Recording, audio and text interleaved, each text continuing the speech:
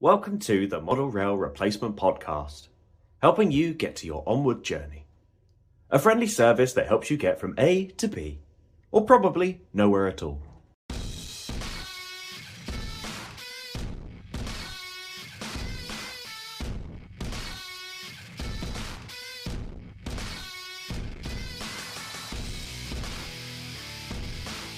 Hello and welcome to the Model Railway Replacement Podcast, as we like to call it, MERP. This is episode 5. We are really committing to this now, and hopefully you're committing with coming back and listening. As I said before, as we're wasting our time. So welcome back to the show. I'm James, and with me is Sam. Hello, everyone. and Sam remembered to say his name when I called. It's wonderful. You're not aware of this because he edits it and makes it sound like he says it immediately, but usually there's a delay. Yeah, I'm really bad. There's the last episode where we did the interview with myself. The way that James and I record it meant that if I'd kept everything in that episode, it would have been a 2-hour episode. Which one of the things that I said is that sometimes I just don't have the ability to sit down and listen to a 2-hour podcast if it's me. So we've tried to keep it 1 hour per episode, and I managed to make it like a 2-hour episode. So I cut it down to the 1 hour and 5 minutes that it was. So It's a yeah, bit of a shame. editing goes a long way.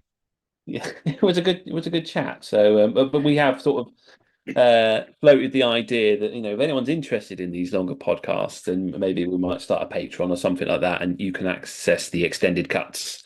But yeah, again, give us give us your feedback if you'd be interested in something like that. However, we've said our lows, but we haven't said how do you do. So, how are you this week, Sam? I'm really good. I've got back into the work spirit after being away, and I'm happy to be home, if that makes sense. Like, holidays are nice and stuff, but once you get back into your own routine, especially with kids, once you get back into your own routine, suddenly everything feels a lot better, and you suddenly get like this lift of, well, not well-being, but I feel better for having a routine again, like daughter going off to nursery, wife going off to work, me either staying here or going into the office is always nice. And I've been able to catch up on the absolute slog of YouTube videos that have mounted up in my watch later section, because I've been away. I haven't been watching sort of videos during the day. So yeah, I've caught up on that, which has been great. How about you? How are you?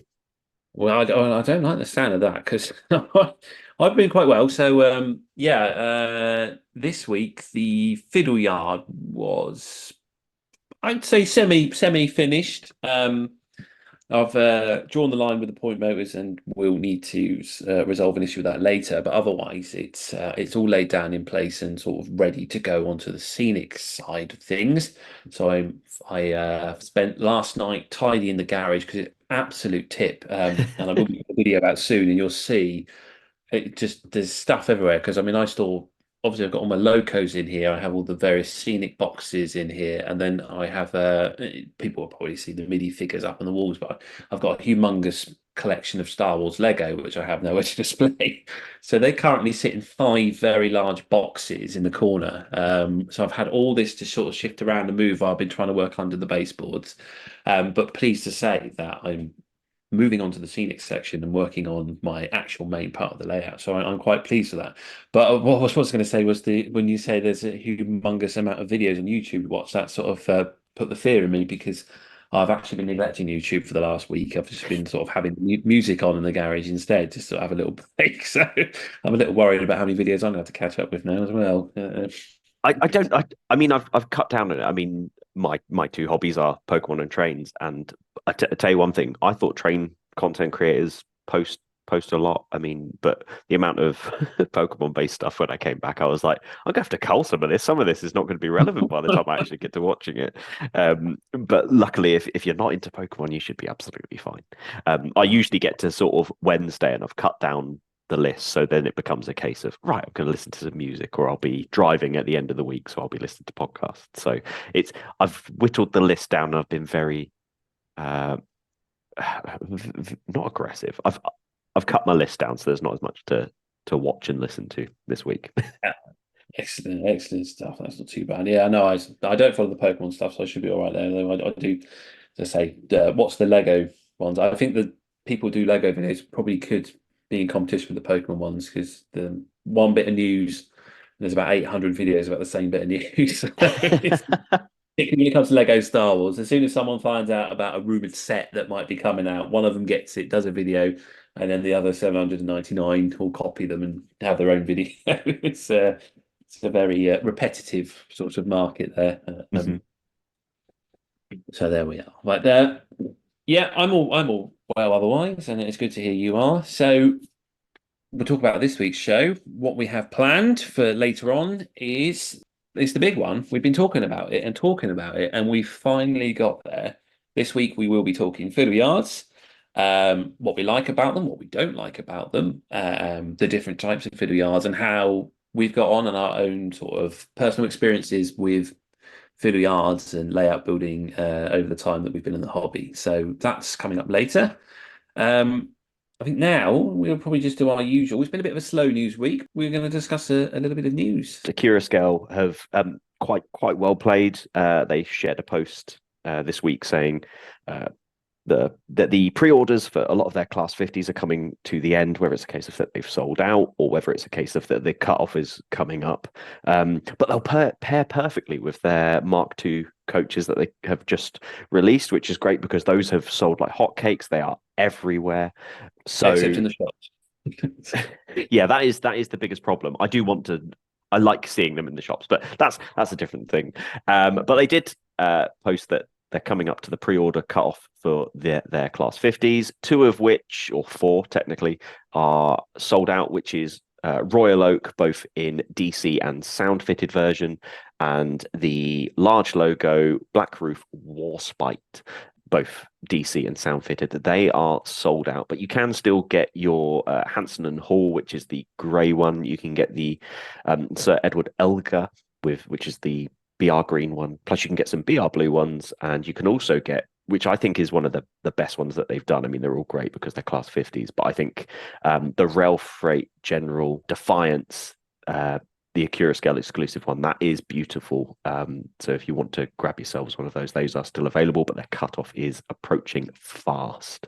I'm not surprised of the 2/4 that have sold out because Class 50s and large logo BR blue always just look fantastic. And as people should know by us by now, we are quite fond of Network Southeast as well. So that's always a very nice livery.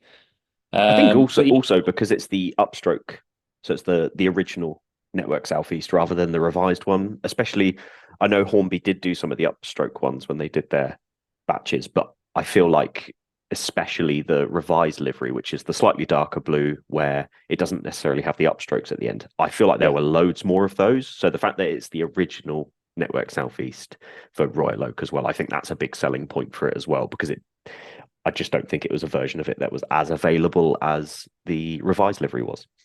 No, yeah, and obviously that's the earlier 80s, which is a much more sort of popular modelling period, rather towards the end of the 50s careers, around sort of the 89 to 91 sort of period, where they're sort of been a bit run down, and there's a lot. I mean, from a modelling point of view, there's a lot less appeal for that sort of era because most traction's been removed and been replaced by DMUs and stuff. So it's good to see there's something out there for the early 80s modeler. Yeah, I know along with that, hot on the heels of the Class 50 will be the second run of the Curascale's Deltic. They've also announced that one today, that is not too far away.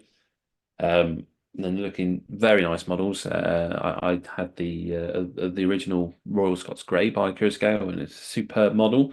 There were a few flaws with it, I think, that they were made aware of from customers, and they've addressed these on the new models, and are hoping that these will be even better than the original. So looking forward to seeing them coming from a Curascale. And then in other news world, it was more of last week, but there's sort of something we kind of missed on. But Rails, I think, as most people know, they've taken over sort of Hatton's database and a few other things, and It seems to me that they've also acquired Hatton's Class 28 that they teamed up with Hellion to produce. And so there will be a new batch of the Class 28 locomotive coming, which would be nice to see because I haven't seen that for a few years now. It's a very, very niche sort of model, mostly for Midland modelers and anyone who's a fan of Boco from Thomas will obviously recognise the Class 28 and its unusual bogey arrangement. But yeah, that's a nice one to think to see come. I think it's a nice looking loco anyway, but I'm sort of biased because I was quite fond of Boco. So yeah, I'm surprised as to how nice it looks in BR blue as well. I agree, lovely looking loco. And seeing it in the BR blue, it's way out of anything that I would usually purchase, but it is tempting. It's a nice looking loco. It is, isn't it? Yeah, I think the blue suit does suit it quite well. But obviously, it's Rule 1 modelling, so anyone can get it and run it how they like. But if you need an excuse, just go for that alternative timeline of one that made it to preservation. I know there is one in preservation, which I think is 28007 off the top of my head. That's Top's number it got. Or maybe it was 5707 on the Butterley. I can't believe a line called Butterley. Doesn't sound right at all. I think it's in the Midlands somewhere where they are trying to restore the Class 28, which is the only one to survive.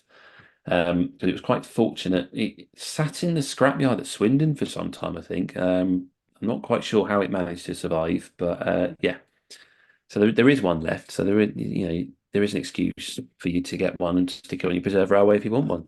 Very nice. That's the news, and that's us introduced. So I think it's quite a long one, this middle section. So we're going to try not to ramble on too much now and move on to the next part of the show, in which we're going to talk about fiddle yards.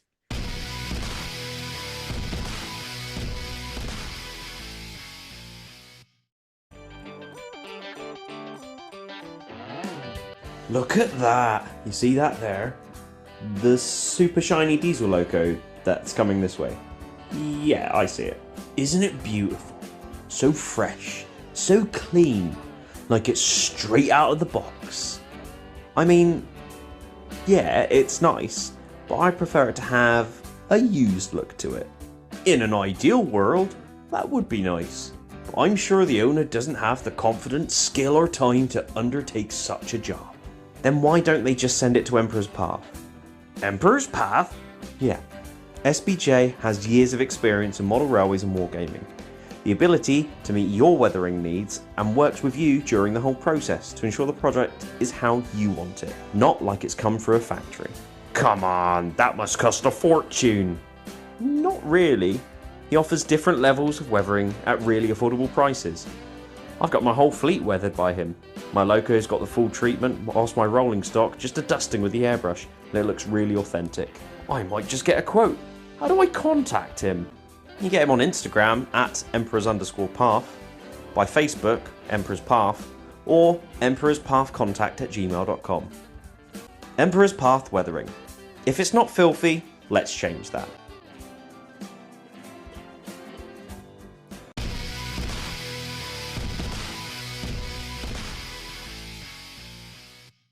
Okay, so we're in the middle and the main part of our show, and this week we've talked about it week on week, and we've built it up to be really disappointing for you. We're going to talk about fiddle yards in a section I thought we could call "You can't, but you can fiddle with your trains." But Jesus Christ! Oh my God, I wasn't expecting that because James writes the scripts for a lot of these in terms of like the talking points, and I can assure you that is not what James referred to it as. I was just walking back from the post office and it popped in my head. And I thought about texting it, and I thought, no, I'm just going to drop this bomb on you. So, Oh my God! But on to fiddle yards, yes. James, yes, I only threw in it there because I was worried this might be a bit of a boring subject. So at least it's a bit lively at the start. So, as listeners will know, both myself and Sam have started new layout projects, and we have both gone down the same route of starting off with the fiddle yards first. And as I've previously discussed on other shows, I feel that fiddle yards are a neglected subject. I find them interesting because they're sort of marvels of engineering, some of them, especially what you see at model shows. And sometimes there's articles in magazines and they might draw out the diagram in the magazine, but there's nothing written about it in there. And I'll look at it and think, oh, how does that fiddle yard work? That looks quite useful. Particularly the ones where, it looks like a roundy, but they've built it so you could actually run it end to end and the trains look like they're going somewhere and coming back from it and things like that. And when you look more and more into fiddle yards, there are actually different ways of storing the trains and working it. And so we thought we would just discuss how we are building our fiddle yards and what other options are out there for you to consider if you ever decide to start a new project or if indeed you want to upgrade your fiddle yard. Mine and I believe yours is the same as it, Sam. We both gone for the ladder style fiddle yard. Yeah, I think I might have gone a little bit off piste simply because I've added in a three-way point at the beginning and end of mine. But yes, pretty much ladder style. So, I mean, those who are uninitiated in the form of how a fiddle yard works, this is the most common version that I have seen, hence why I've copied it to a certain degree. So, would you be able to inform our listeners what the ladder style is? So the ladder style fiddle yard is essentially track after track, all parallel to each other.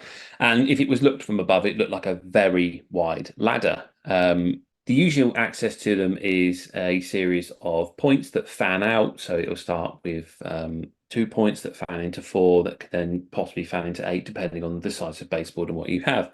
Traditionally, they are around 8 to 12 roads most people build. Again, it all depends on space and how much you can fit in.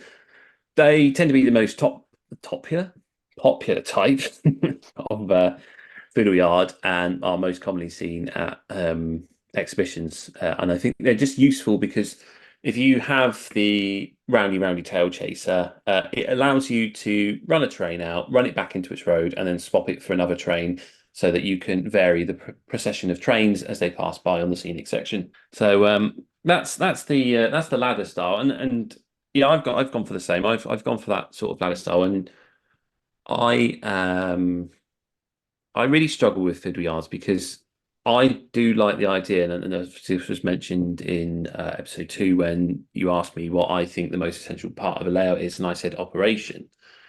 And I think the fiddle yard is key to the operation. And what I like, and what I've tried many times, and have always never seemed to quite get it right. And even on this fiddle yard I'm building, I haven't quite got it there. Is I've built the fiddle yard so that you can do tail chasing and a parade of trains in each direction and swap them round if you so wish. But the other is I've added sets of points just before the fans that allow you to bring a train into any road and then you can bring it back out onto the other line so that it looks like a train has gone somewhere, done what it needs to do, and now it's returning. And that's sort of the aim of what I've done. And there are other methods. I think there's like reverse loops and stuff like that. So that is the ladder fiddle yard. I mean, I guess one of the most important things, obviously, we're both doing a ladder style fiddle yard, but I guess one of the biggest questions is, should you even have a fiddle yard? Yeah, I mean it's a good one because not everybody likes them, not everybody wants them, and I've seen a few layouts that don't have them, mostly on I think like forums and YouTube channels and that. To say again, Underground Eric is definitely one that sticks in my mind because his is scenic all the way around, and I remember him saying he's not bothered about a fiddle yard. I remember seeing one on this was a long time ago. It was I think it was a chap in Australia, and it was on a forum. I can't remember the forum. It was for beginner railway modelers. Mm-hmm. I really can't remember the name of it. It's really annoying me, so I apologise. But he was the same. He had just had the scenic sections all the way around and just swapped them around. And I love that layout because there was he had it built wide enough to have a sofa, two-seater sofa in the middle, and just sat on the sofa and just watched the trains just go round. And when you got a setup like that, what do you need a fiddle yard for? Well, that is true. What do you need a fiddle yard for? I think for me, I was never fussed about a fiddle yard initially. The only reason a fiddle yard really came about for me was because I got sick and tired of taking multiple units off the track. And I think that's the Yeah. thing. So if you don't know, a lot of double O gauge multiple units, in order for them to work properly, they are, once you put them on the track, they are connected not by a magnet system or an easy sort of D-link coupling or anything like that. They effectively have to be pushed together, and they're very difficult to get apart easily once they're on the track. So I use a lot of multiple units on mine, which smallest is 2 car, and then you sort of work your way up to, I think my biggest is 5 car, which is my Brighton Bell. And it then becomes quite annoying to try and take all of that off the track. That and the fact that I started building longer and longer trains. When I first started out, I was only doing sort of 2 and 3 coaches. And now I'm up to a point where, when hopefully by the time this fiddle yard is finished, I'm going to be having 9 coach trains. So the longer a train got, the more and more I felt like I needed a fiddle yard. And I definitely see why people wouldn't want a fiddle yard. But for me now, it's an integral part of how I build my model railway, in the sense that it means I can have all of the trains and stock that I've built up over the last few years, and I can actually run them all without having to take any of them off the track. Hopefully, I don't know for sure until I've actually finished the fiddle yard, but I think I've worked it out that I've got enough to run all of these units sort of together. Yeah.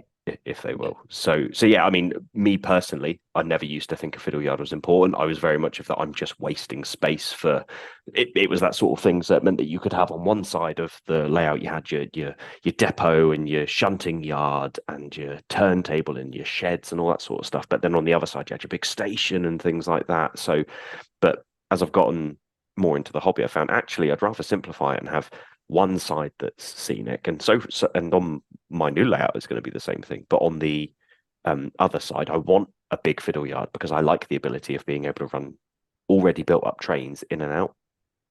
Yeah. And then that's it, isn't it? And I think they are a necessary evil, and they do eat into your scenic space. And I think if we're all honest as modelers, what we like about building a model railway is that we get to build this wonderful scenic world for our trains to live in. And you've got this massive space monster, just not from space, obviously, um, but it's just taking out more and more of your scenery. As you say, as your trains get bigger, you're going to need a bigger fiddle yard, you're going to need more space. And then the other side of it, as you say, if you've got like a 2 car DMU, that's not too difficult to lift off the track and swap it round. But when you've got something that's bigger, and especially with today's modern models, they're kind of designed to be sort of semi-permanent, coupled together. The blue Pullman, I know that has that style of coupling. That's one that comes to mind. I think the Rapido APTE, that's another one that, I mean, when I got mine and read the instructions, it just terrified me of just putting the train together, because they were like, "Oh, be really careful and put it like this," and it's like, I think if I put this train together, I don't ever want to pull it apart again. So I you think, yeah, that's another reason why you need a fiddle yard on your layout. you also mentioned that it eats into a lot of your scenic space, but it also eats into a lot of your costs. I mean, Yes. let's look at, so in my fiddle yard, if I was fully assembled and set up, we would have 4 Pico 3-way points. And the reason they're on there is for space saving. It means that it gets me an additional siding for the same size point as I would be using anyway. Yeah. So they are, God, I think they're about £40 brand new now. I think you're right. I think I remember being in the model shop in Northampton, which, if you are in the Northampton area, it's a lovely little model shop. I think it's on Castle Road. But in there, they had the Pico ballhead points. So I remember seeing the price of them. And why anyone would use ballhead points in a fiddle yard, you're absolutely mad if you're doing that. But they were like £60 or something like that. Yeah, Couldn't I believe mean, it for a track. a quick Google has come up with 39.50 as the cheapest 3-way point that I can find at the moment. So I didn't pay that price. I'll straight up tell you, predominantly all of my points are secondhand.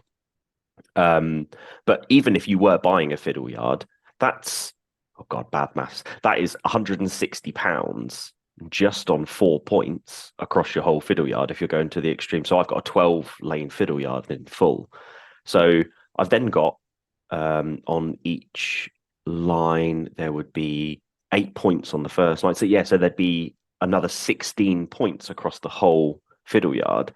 And let's say you're buying medium radius Pico points there between 15 to 20 pounds each. So for a section of your layout that's not scenic and nobody is technically going to see. I mean, I love seeing fiddle yards. It's one of my things. I just love seeing this stacked area full of trains. It's personally, I think it looks great. But for a lot of people who, if it is a necessary evil for them, you're looking at such high costs to get in there. And you can see why people go, I'm not going to bother, or why they go, well, I'm going to make a smaller fiddle Yeah. yard. Yeah, that's exactly it, isn't it? It's and it's not just the points, because you're more than likely going to want point motors. Mm-hmm. Then you're going to need your switches for your point motors. You're going to need some sort of auxiliary power for it if your controller doesn't have that already. If you're going digital, then you're going to have to look at your digital decoders for your points. I mean, and they're not cheap, and usually they can do a maximum about 4-point motors per decoder if you're buying one of them, or if you're buying the Cobalt ones. I think they have digital decoders built in them, but then I think that's adding an extra £10 to £15 on top of the price of a point motor. Mm. And those are the more high-end point motors as well. So, with my layout, I've gone for the Gauge Master Seep point motors just because they are cheap. But at the same time, I'm now already think I'm paying the price for my lack of vision, in the fact that they are cheap and they don't work brilliantly, and I'm already finding issues with them before I've even got the first train running around in a loop. So yeah, there's spiraling costs with fiddle yards, and it's so expensive. But there are alternatives out there, Mm. and it depends on the size of your train. If you don't want to use points, you can have like cassettes, but they're more suited for smaller layouts, I think, aren't they? They're sort of three, Yes. 4 coach trains, maybe 4 might be a push. Yeah, I mean that's a fantastic segue into. So we've talked about the fiddle yards we're building. Ours are in permanent locations where we're not going to be taking it out on the road all the time. So it gives us a little bit of leeway into what we can achieve, and a case of do we need to make it durable and things like that. Well, no, not as durable as someone who's going to be loading it in the back of the van Yeah. once a month for the next 20 years or something like that.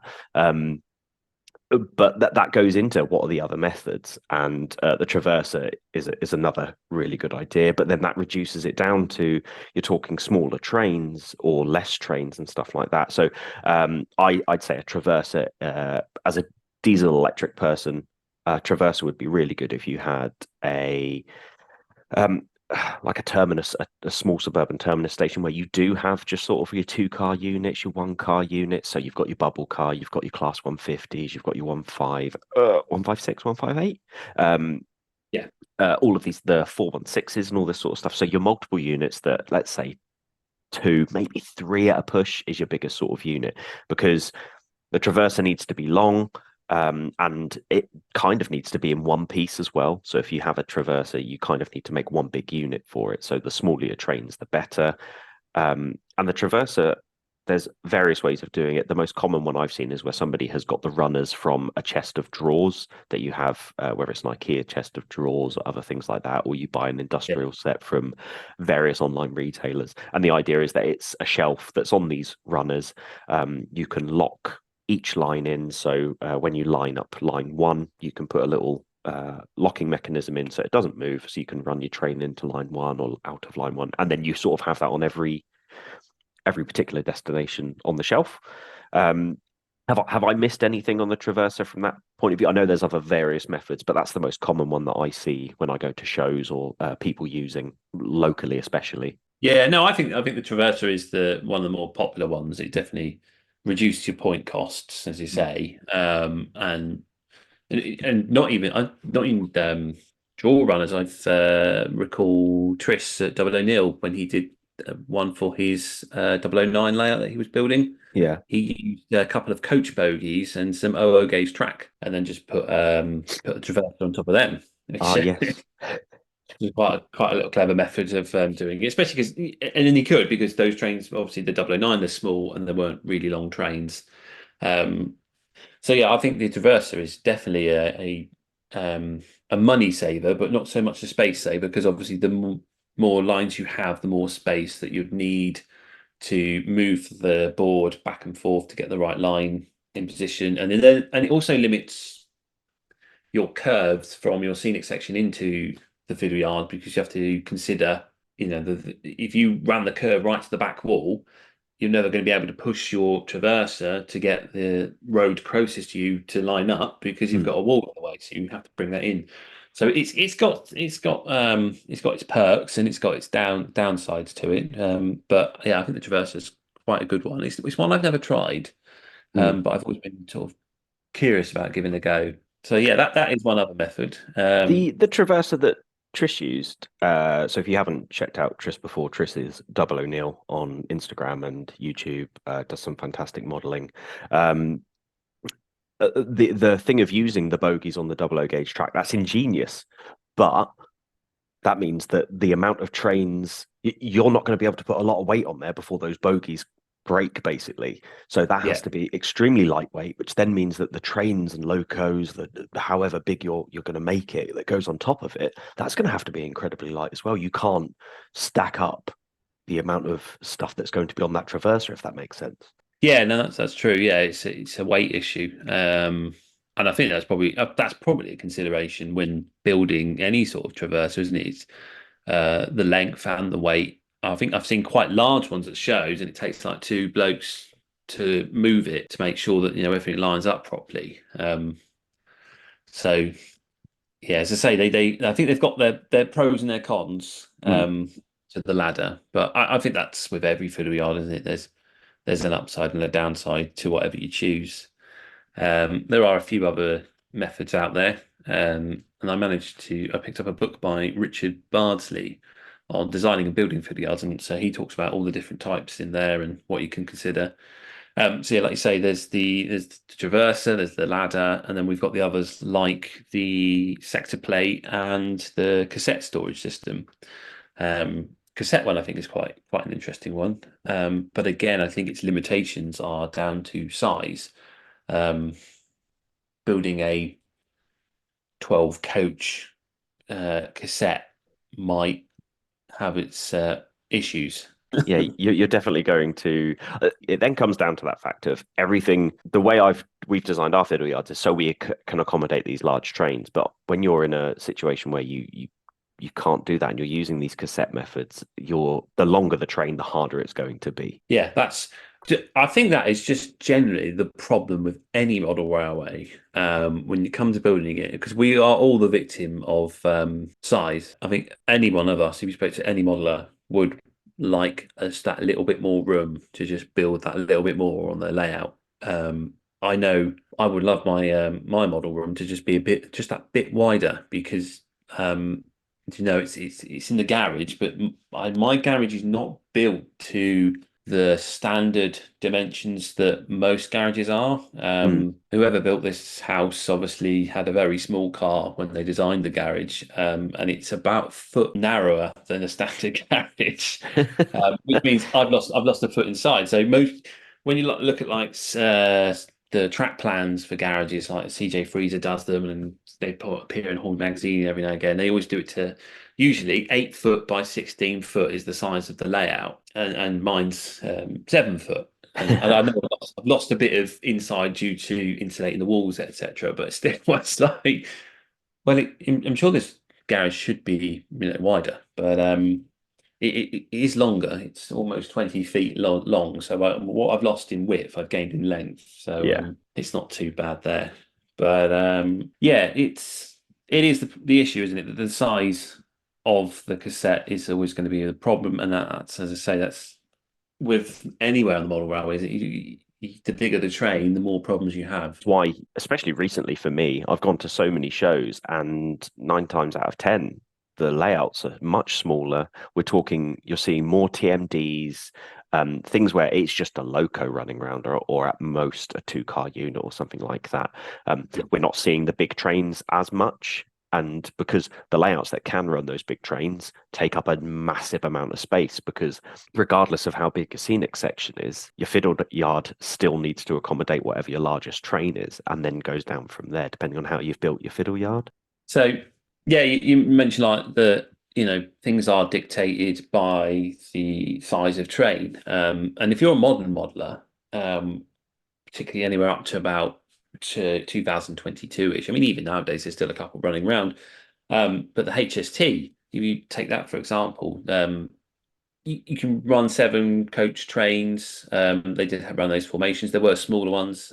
I think cross country, when they were bringing in the Voyagers, ran some smaller sets. I think they came in Challenger sets or something like that, and they were about 5 coaches long. But usually most HSTs in history have been 8 to 9 coaches long, and with the 2 power cars, model world wise, I think we're looking at around 10 feet in length just to fit a HST on a layout, and that is a lot of room. As I say, like I've previously tried to build layouts of a station that would hold the HST. Let's say I have the privilege that my garage is slightly longer than normal ones, and I've got about 20 feet to play with. But even then, once you've considered the curves and the points to get everything in line, get it all in place to run into a platform, the whole scenic side is eaten up by a station that you've made the right size to fit a HST.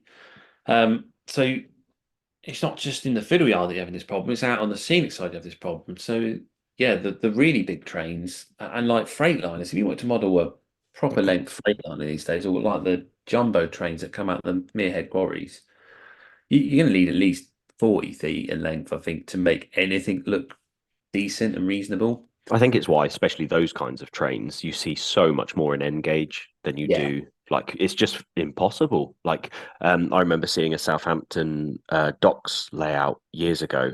One of the people stood there being like, "Oh, that's not a realistic rake," and the person was like, "Do you know how much space we'd need just to be able to get like a full rake on there? Just appreciate what we've got in front of you." Like, they had a working crane, like the dock crane and everything, like sort of going up and down as the trains were coming in and out, sort of thing. And this person was like, "Oh, that's not a long enough train," and he was like, "Ease up, all right." Yeah, that's the trouble, isn't it? I think some people forget that you have to compromise. But there are some things that it's hard to compromise on, and like you said, that I think a HST 7 coaches, I think, looks believable. I think anything smaller doesn't look quite right, and so that sort of thing dictates how big your fiddle yard's going to be, and then the fiddle yard dictates how much scenic section you've got, and then eventually you realise that you should have just stuck to a GWR branch line. With a 14XX and an auto coach, and you'll be fine. But I think that's like one of the hardest. Like the question that people have asked me in the past is, "Oh, would you not be interested in a HST?" And I'm pretty fluid in the sense that HSTs didn't run in Portsmouth, and my layout was Portsmouth based. But I was happy. I like a HST, and I said I can't legitimately fit. I think I could just about fit a castle set in my old fiddle yard, like, because it's obviously 4 coaches and then the 2 power cars. You'd need space for 6, but they're also longer than your average coach. So I'd struggle, I think, to have fitted that in the previous layout. So even the smallest set that ran in the real world was still too small for my old fiddle yard. So I mean, you have to take these kind of things into consideration. I mean, so far it sounds like we're saying don't do a fiddle yard. It is basically what our conversation it does sounds feel like. that way, doesn't it? Yeah, it was when we just took a little break. I was thinking, for people that are building fiddle yards, we do seem to be convinced that we shouldn't build them. Let's say on that note then, because we've talked a little bit, but I do want to cement in the fact that I've been building my fiddle yard whilst I don't have a layout, and it has been incredibly fun to do. I'm very lucky in the fact that I've saved a lot of points. I've managed to get most of, I think pretty much all of my points have all been secondhand points, and as long as you don't buy them from eBay, where you can't like check that they're okay physically before you do it, buying them at shows, at model shops. Model shop in Portsmouth, I bought most of my points from, and dirt cheap because they're second hand and they'd had the springs cut out. But if you're using point motors that don't need the spring, then it's a really cheap way of doing it. And the building of the fiddle yard for me, because I'm building it and then it's going to go into place when I move into the new place. It's not this, I've planned mine specifically so that I can build it in sections ready to go when I move into my new place. So actually building my fiddle yard and planning how it's going to go has been incredibly nice. And because I've not had to buy it all in one go, I haven't had that thing of going, I've spent nearly £800 on a fiddle yard because I already had the stuff. So if you plan it and you're not in a rush to build it to get your layout sorted, like I was the first time round I built my layout, then actually building a fiddle yard is extremely fun. And if you can talk to people about it and get inspiration, I got a lot of inspiration actually by watching James's first video on building his current fiddle yard that he's building now.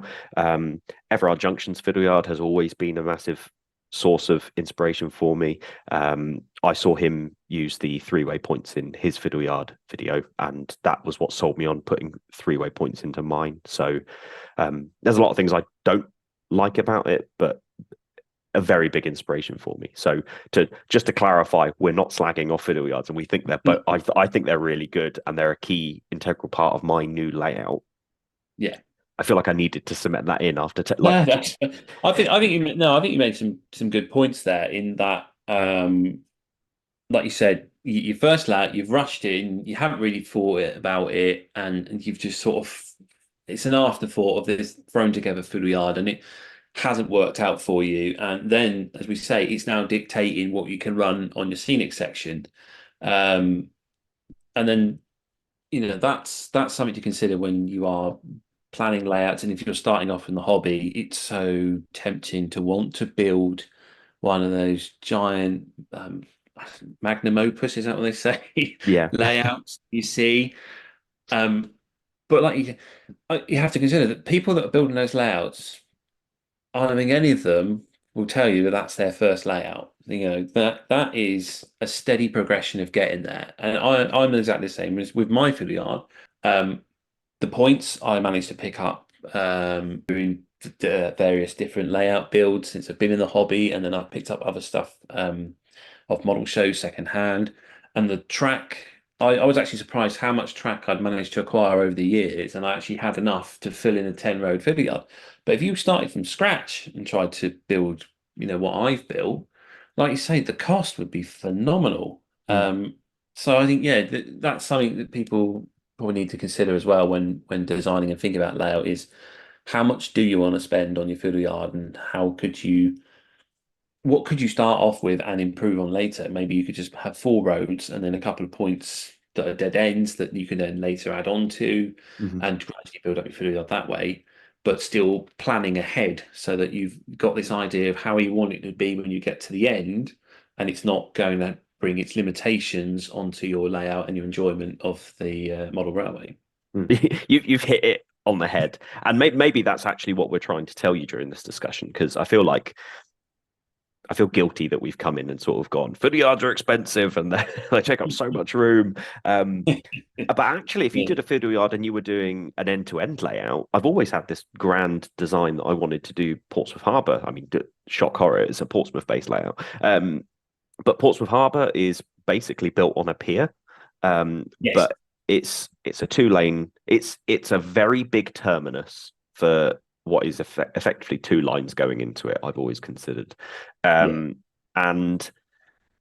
obviously you want a lot of stock to be going in and out. I mean, you're looking at, in some situations, trying to work out if the platforms are big enough. I know for a fact you can get 8 coach or even 10 coach trains in there because they run the 444s out of there. But like that's still a big area. But because you're building an end-to-end version of a fiddle yard, it means you can effectively cut off all the space you need for all of those points at the other end. So you can now go, okay, well, I've cut, nearly 4 foot of each end of my fiddle yard is points because of how you lay them out and stuff. So actually, by cutting off those points, you've suddenly got an 8-foot fiddle yard because you've got the set of points that all go into. And because it's a non-scenic area, you can also afford to go for smaller radius points, which also reduce the cost, which also mean that you can effectively fit more into the space as well. It all depends on your rolling stock, but you can do all of these things. So it is looking at. I know James and I have talked about traversers and the I can't remember Got the cassettes, haven't you? yeah, the cassettes. Like, but that's why the trains that we're talking about that tend to be, because they're on an end-to-end layout, they can do that. So the type of layout that you want to build also matters massively. I mean, I said in the previous episode, one thing that's really important to me is I love just watching trains go round and round for me, and then eventually I'll change a train so I can see another train go around and stuff like that. And eventually I'd like it to be that it's automated to the point where I don't have to do any of that and trains just run past on my small scenic section. But considering I've got a 12-foot fiddle yard that I've built, the only actual scenic part of my future layout is currently only 6 foot.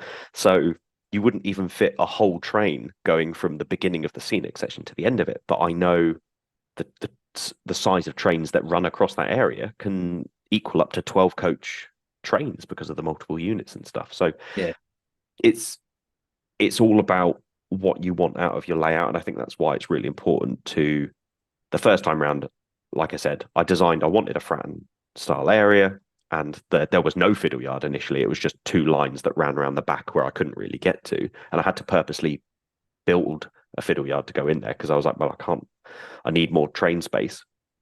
And it very much comes down to, now that I'm doing a second layout and I have time, because I physically can't start.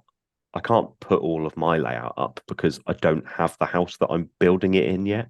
So they won't let you in and just start building. Bizarrely, despite the fact that they are not using that loft, they've said that I can't go in there and start building my train set. It's really, really, really bizarre. I would have made it part of the deal before, agreeing any contract. Can I come round and leave all of my trains in your loft? Person I don't know. I'll live here eventually. And I think that's one of the beauties that I've had is, before I was rushing, I'm taking my time now because I can't physically do anything else. And actually I've been able to sit and plan, and I've made small changes to how my fiddle yard is. And I think that's one of the biggest things. You need to, when it comes to a fiddle yard, take your time. Yeah, definitely. Yeah, I mean, yeah, it's taking your time and planning it. And, we were talking about how it eats into the scenery, but there are ways around it. I quite like what they sort of do over in Europe when they build model railways, and you don't see it a lot. And maybe it's because of the language barriers and because it's continental modelling and not everyone's interested. But when I do, and I tend to find them on Instagram, there's a few channels on there where they're building layouts, and they seem to have a more common theme of building the entire fiddle yard the same size as the scenic section, but underneath. Mm-hmm. And the trains will then climb up to the scenic section, run through the scenic section, and climb back down. And there's limitations on the realism of it. I think that's the compromise and sacrifice you make there. But at the same time, some of these layouts that I've seen, the fiddle yards are massive underneath and have all that storage for those large trains, and there's no sort of worry that it's eaten into the scenic section. I might be misspeaking in terms of looking at continental modelers, so European modeling, UK modeling, and American modeling, because I feel like there's very big differences in the style of layouts that you run. So let's take that into consideration.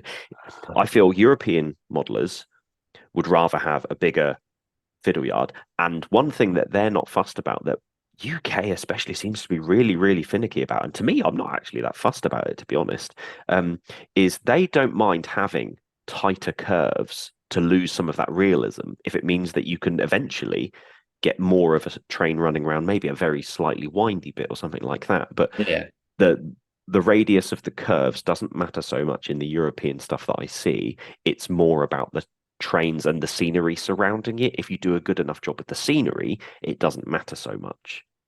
Yeah, it's kind of ironic, really, because in the real world, our railways have all the curves, and then their railways all got blown up and got rebuilt in very, very straight lines. So, but if you take that to the other end of the spectrum and look at the US model railroads, whereas we run a lot of layouts out there, people love doing a 4-track main line because it means they can effectively have 4 different trains running at the same time. That's That's fine. That's what people want to do. American modeling tends to be, they don't necessarily, the ones I've seen don't necessarily have a massive fiddle yard. They tend to like to have an entire layout that goes around the entire room. They are very much of that. They don't really have a fiddle yard sometimes. But they also only have one track. Like they have one train on the most gentle curves you have ever seen. Like we're talking massive curves. Like the curve probably doesn't really fit its go on a straight piece before it then starts again to go on the next curve. Yeah, that's the appeal of American railroad modeling to me, is that their prototype is mostly they do have double and quadruple track sections, but it is mostly single track in the real world, and they model it as single track in the real world. And like you say, some of them are so fortunate with space that they can actually build one end of the line to the other with no need for a fiddle yard, because the trains all get stored in the yard at one end and various other yards along the line, and only one train can pass on that track because they only have one track. And it's almost as if the people that built the real American railroads thought about model railroading and went, if we do it like this, it'd be a lot easier for the people at home. So I'm envious of them that way, because it's the same with the use of helixes. They only need a single track for a helix, so they can take better advantage of that.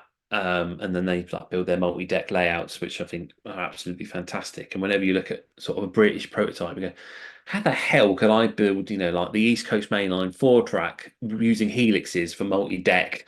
It's just the helix would take about 16 feet of room just to go up to the next level. So yeah, I think yeah, but like you say, there definitely is such a difference of culture when it comes to model railways between sort of European, American, and British modelers. Yeah. And whilst James and I are having this conversation, there are some really nice videos that are out there about building fiddle yards, or even videos where you may not see them building a fiddle yard, but they might talk to you about it. OTM modeling, which I'll deliberately plug in the end of the show. They have a really good series about building their fiddle yard. So I'll put that at the end to sort of clarify that. That's going to be my my go-to for this episode.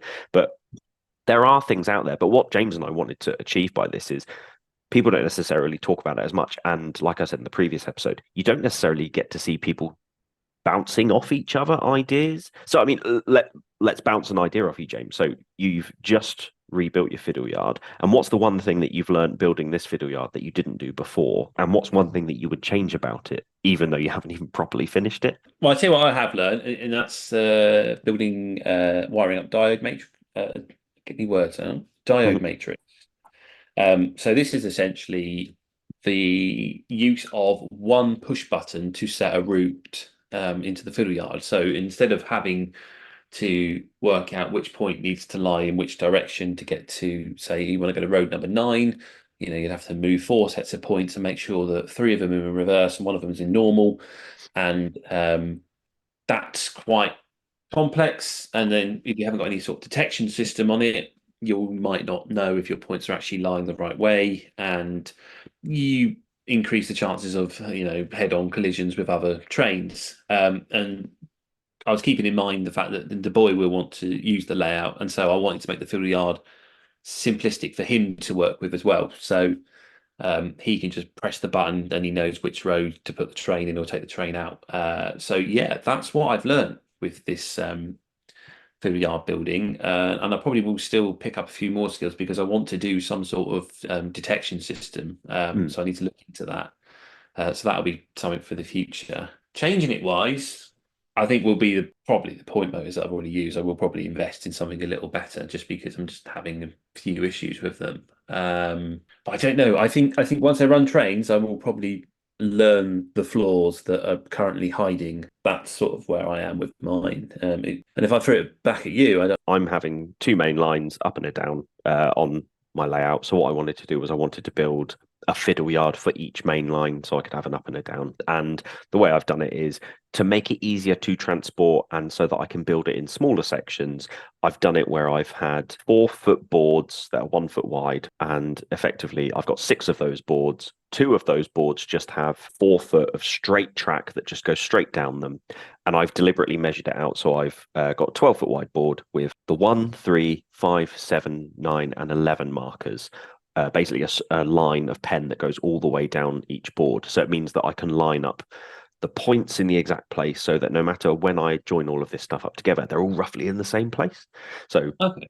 I've tried to be mathematical about it, so that when it all joins together, which when I laid the first one down on the floor in my daughter's playroom, I could see, yes, that does all pretty much line up. So when I put it in that piece of flexi track to join it all together later down the line, it's not going to be that everything's way off. So I've squeezed mine into quite a small space considering how many lines I've got. But that's because I've decided to make it so that my trains are very close together in the fiddle yard. But I learned to be patient and to plan. And even then, even with a lot of planning, I've still changed bits. I built each main line separately, and the way I built the second one, I believe I built it better than the first. When I built the second one, I made it so that actually the right hand side went into a straight line. So effectively it gave me 2 massive lines, which meant that I actually had more longer lines, but I had shorter lines across the board, whereas the original design had it so that I had more longer lines, but none of them were as long as they could be, if that makes sense. Yeah, no, we've actually got very similar style fiddle yards, and I sort of ended up doing the same there, whereas I just played around with the points and their positions, and all of a sudden discovered that I thought I could probably hold about 9 to 10 sort of Mark III coaches. Well, hang on, if I put this point here, and this point here, and this point here, I think what the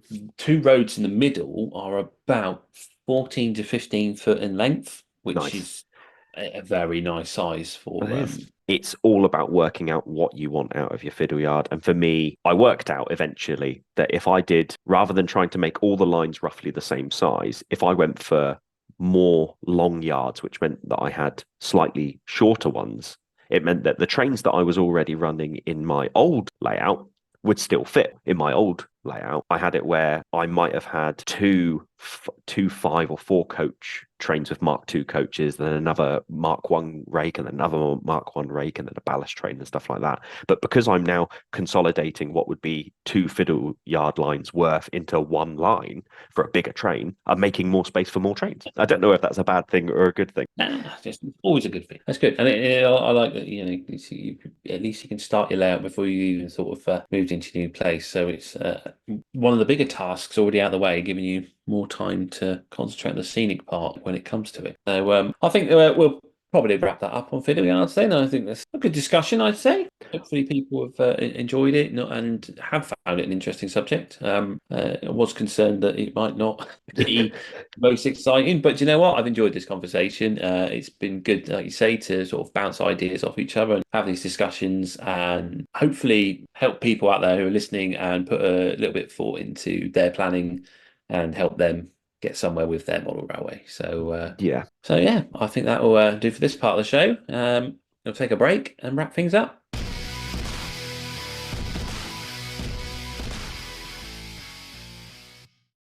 So we are back, and hopefully you have enjoyed that section on fiddle yards. And though they're not the most exciting subject in the world, hopefully you found it an entertaining little talk there. So before we move on any further, I'd just like to make some corrections. Earlier in the show, I quoted that the Class 28 that was in survival was a random number I made up off the top of my head. It's actually D5705, so no need to put in the comments there that I've got that wrong. And it's headed to the East Lancs Railway, I do believe. So I've also hopefully corrected where the location of that locomotive is. If you do want to obviously help with this loco, because I think they're still working on restoring it, and I think they may have I've seen a video of them managing to fire the engine up, but they do have their own webpage, and that way you can go and support and donate towards a unique locomotive being restored. So do have a look out for that. Right then, Sam, it's the end of the show. I think we've got a few things we usually tie up with. I'll leave this next bit in your capable hands. Excellent. Okay, so my one to go to this week, I mentioned it in the previous section, is OTCM. That's Oscar Tango Charlie Mike Modeling on YouTube. I've caught up with them a couple of times at some shows, some fantastic detailed modeling, and I'm always baffled when I see this in person. But the reason I'm shouting this out is because they have an exhibition layout build fiddle yard video. And I got a lot of inspiration watching this one for some of mine. I use some of the tricks that they use as well. So it's a really fantastic one to go and look at. They only have 1.19 K subscribers at the moment, but the videos are fantastic. They look great. So yeah, OTCM modeling. Go and check out their fiddle yard build video. It is very interesting. Cool. And James, what about you? What are you bringing to us this week? This week, I'm actually, for me, it's a YouTuber who's always been very supportive, and he always leaves a comment on whatever video I make. And so I know that he watches everything I do, and I try my very best to try and watch everything he does. But I'll be honest, sometimes I do miss episodes. It's just hectic life and all that. But it's Tony Northeastern. So I'm sure many of you probably are aware of Tony Northeastern's channel. He already has 8,000 subscribers. But it was more just, I really do appreciate the effort that Tony puts in to communicate and sort of just be friendly, and all the nice comments he makes on my video, and I'm sure he does it to others as well. So I thought this shout out is really just a show of appreciation to Tony, and say a thanks, because it's nice to have people like that in our community, sort of supportive like that. So if you're not aware of Tony's channel, the models around the sort of like the Tyne Dock area. He does a lot of scratch building, and they are really, really lovely, gentle videos that he does. If you just want to be in sort of a chilled, relaxed mood, one of Tony's videos is just great to just sort of sit down to and watch, or I like have them playing in the background. So he's just, building his, scratch building a house or something like that. And the detail it goes into, if you can, he'll try and sort of get like plans and stuff like that and build them to the plans. So, yeah, he's excellent modeler. Really lovely guy, from what I've, when I've spoken to him. So that's my shout of the week is Tony Northeastern. Amazing. So we do want to get people sending us their events coming in, but I actually have been booked for 2 events later in the year, both in October, and I just want to give them a quick shout out. So if you do want to come and say hi, I will be at the following events. So on the 5th and 6th of October, I will be at the Fareham Model Railway Club's annual exhibition. I did this one last year, but this year I'm going to be in the main hall. I'm going to be in the main event section of this show. So I'll be weathering, and I'll be doing airbrush whilst you wait, which I did at the Portsmouth show earlier this year, where for a very cheap price I'll be airbrushing locos and stock depending on the queue, and you can come bring some stock round. I'll quickly weather it for you and then you can take it away. It won't be to the level of oil paints and stuff like that, but I can give it a quick pass with the airbrush at the show so that you can get it done. So that'll be on the 5th and 6th of October at the Fareham Leisure Centre. And I've also been booked in for a one-day event. And on Saturday, the 19th of October, I will be at the Beckenham and West Wickham Model Railway Club's exhibition. It's a one-day event, and it's going to be at the Forest Hill Boys' School. That is technically in London, so bear that in mind. But I'll be also weathering and doing demonstrations during their show. If you don't know, that's the same club that we talked about from last week. So they're getting two weeks on the trot. That is Greg Marshall's club, so the Ebsworth Street and the Folly Lane club. So I'm hoping that I will be placed close to those 2 layouts because I love both of those layouts. So yeah, you can swing by in October if you want to see me at those shows. Likewise, if anybody wants to try and book me in for a show for this year, drop me a message. I'll see if I can do it, but don't book me for October because I am now fully booked up. So yeah, sure. The dates you've given there, you could actually be available in the weekend in the middle for the Great Electric Train Show. So you don't want to park that one up, right? do you know what the worst part is? I'd love to I'd love to go to the Great Electric Train Show. In fact, I spoke to my friend Paul from Effingham Junction, and we talked about going up there. And it's on the same weekend that my daughter and I are going up to Scotland for a wedding. So sadly, the one big show that I said I really want to go to this year, I won't be able to attend because I'm going to a wedding, and I kind of like the bride and groom because they're family.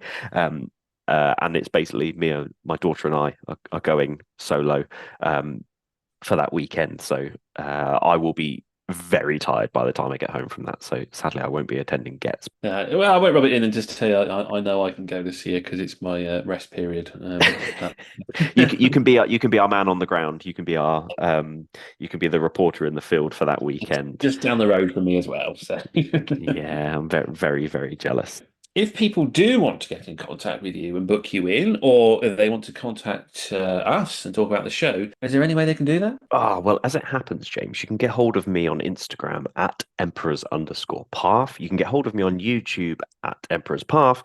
And you can also get hold of me on Facebook at Emperor's Path. And if they, for any reason, wanted to get hold of you rather than me, how would they do that? Well, I can be found on Instagram as the Western Signalman, on YouTube as Western Signalman. I have an email with westernsignalman@outlook.com. I've double checked it. There's no underscore in it. I think I said an underscore in the last episode. I do apologise. There is no underscore. It's westernsignalman@outlook.com. But as I don't trust you and I'm not sure what you've been up to behind my back, we now have a shared email address. You've come out with some corkers today that have just absolutely thrown me off. So well done. But yes, we have. Well, firstly, we've both uploaded the podcast to YouTube, so you can find it on there on either of our channels there, because we were too lazy to sort out a single channel for it. But we do now have a shared email, and you can contact us at Model Rail Romeo Papa, so RP at Outlook.com. So not Model Rail Romeo Papa, don't put that. I think that covers everything we want to talk about at the end of the show. I've corrected my mistake about the Preserve Class 28. And as I say, please have a look for them. I believe there's a Class 15 Facebook page that you can go to and find more details if you want to donate and help towards that. I'll say that hopefully that we have been informative, interesting, and have replaced your model railway, if only just for a little bit. I've been James, and with me has been Sam. Good night. This service terminates here. Please ensure you take all of your personal belongings with you.